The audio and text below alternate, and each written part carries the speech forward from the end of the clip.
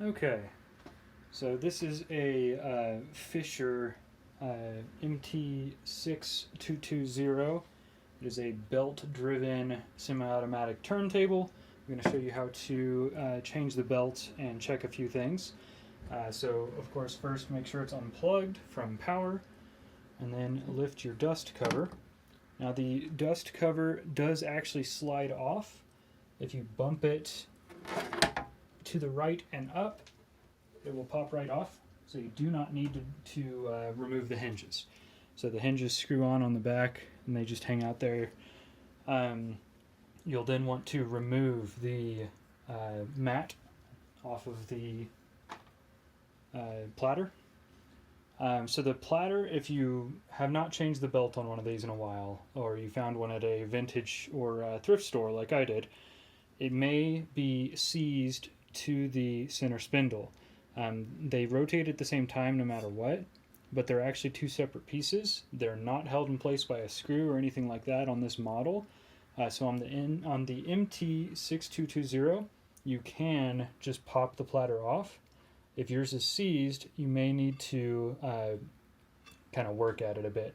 If you just try and lift it, you'll hear it catch.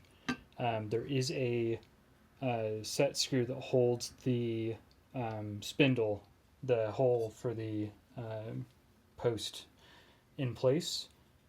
What I ended up doing was just hold it here and here and push down against that center like that, and it pops off. If yours has not been pulled off in a while, could take some time to kind of work it loose. Okay, so platter off. You can see here is the drive motor for the platter.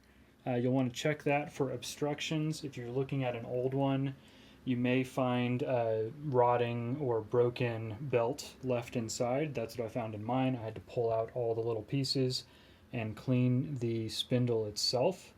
Be careful that you do not clean too much of the motor, and don't leave any grease or residue on the little spindle that the belt goes around, because you don't want it slipping.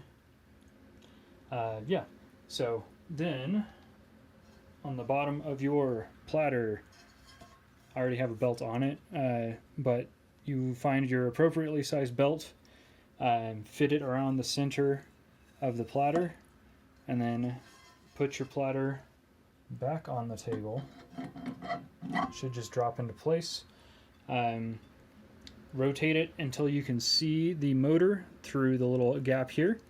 The belt, you can see it a little bit on the video, is right here. So you'll just ply that outward. You can take a little bit of finagling. There it is. Come here, you. And then wrap that around the spindle. Now, what I would recommend doing is gently rotate it by hand a few times, because that will make sure that the belt is seated correctly against the platter's base. So this will make sure it's in the correct position before you run at full speed. Okay, so that should be good to go now. You can put your platter mat back on, and that's really it. At this point, you can plug it in, give it a run, and it should be good to go.